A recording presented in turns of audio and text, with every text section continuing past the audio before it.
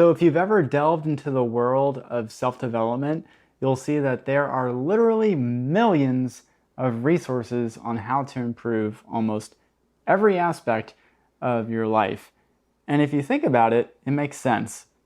Now, obviously, there were self-development books this is no new concept. They've been around for a while. You have the Dale Carnegie's How to Win Friends and Influence People. You have the Napoleon Hill's Think and Grow Rich.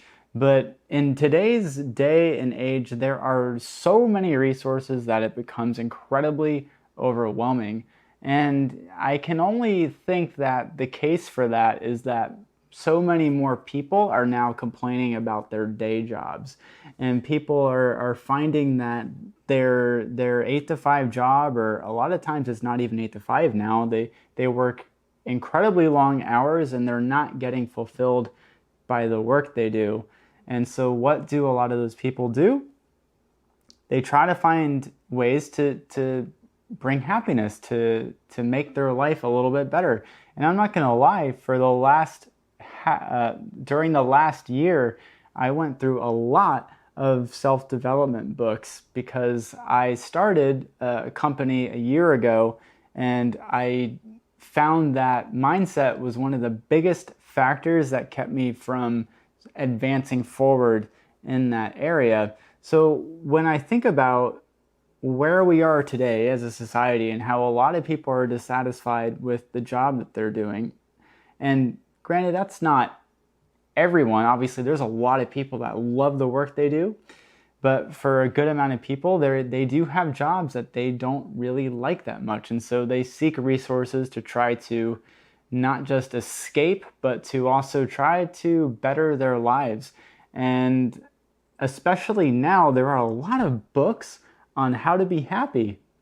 In fact, if you look on Amazon right now, you'll see that there's over 2,000 results for books and resources on how to be happy.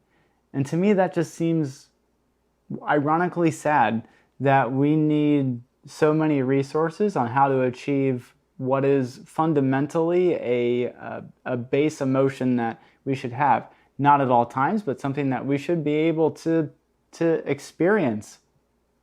And for me, I've found that one of the ways that people seem to think that you can achieve happiness is by going through entrepreneurship.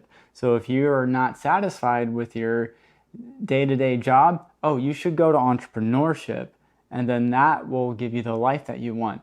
And while, yes, I agree that that may give you the life that you want, I don't inherently think that that's necessarily going to give you happiness. And here's why I say that. So for me, I'm an entrepreneur, but I'm not a seasoned entrepreneur. I'm a fairly new entrepreneur that I'm still building my business and all of that. But one of the things that I found is that, yes, doing this has given me a sense of purpose, that has given me happiness, but entrepreneurship has also sent me into some of the lowest lows that I've ever had. And so that's why I say that entrepreneurship in and of itself is not necessarily the key to happiness. And I find that that is one of the big fallacies for a lot of these books, is a lot of these self-development books will give you sort of this step-by-step approach on what you need to do to achieve happiness. The problem with thinking that is that happiness isn't some finish line that you cross.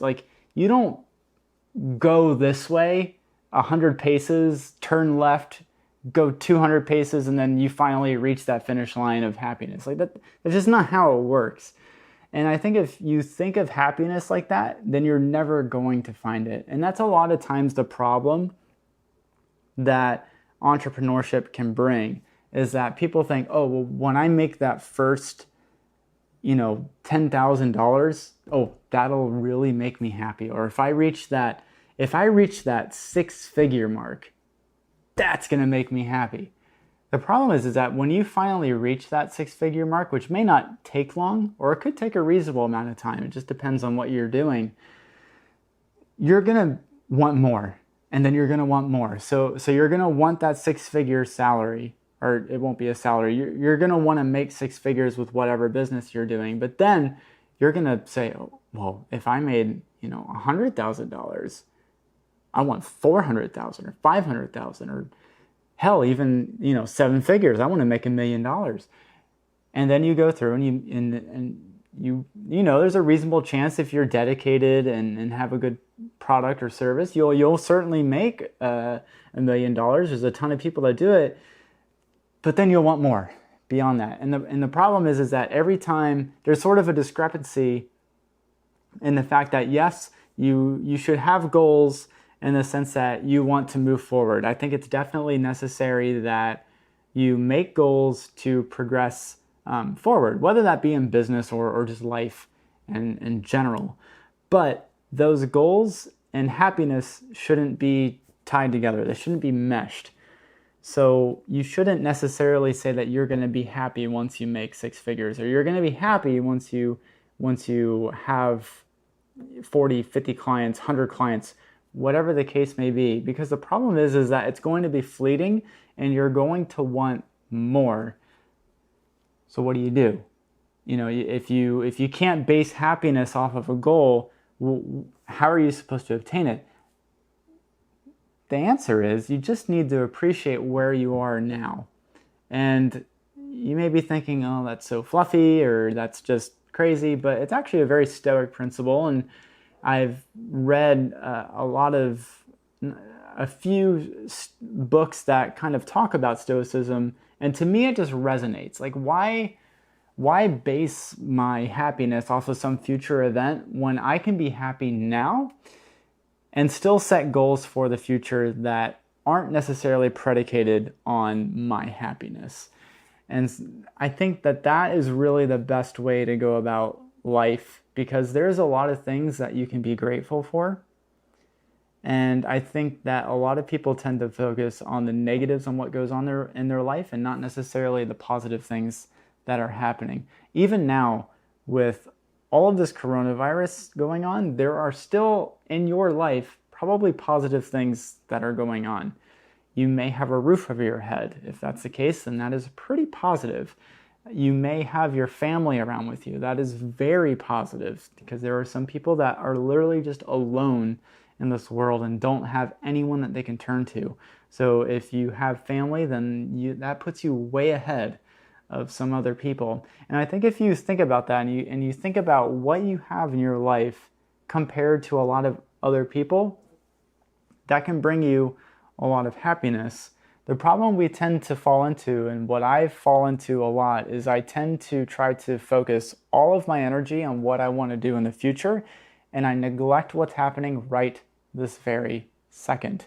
Like right now, I'm very content with what's going on. Like I enjoy making these podcasts, and I've learned a lot through meditation to become content with just what's going on around me, so that I don't have to necessitate my happiness being wrapped up in some sort of a future event. Because if that's the case, then it won't ever happen, no matter how successful you are. There are countless. Why do you think that so many celebrities are depressed?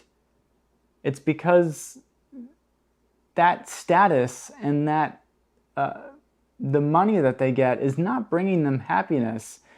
Happiness is a totally separate entity from success. Yes, they can be related in some circumstances, but they're not causal. They may have some sort of a correlation, but success does not cause happiness, and happiness doesn't cause success either. However, I will say that being happy and having a relatively pleasant disposition, I think, does tend to gear people towards success.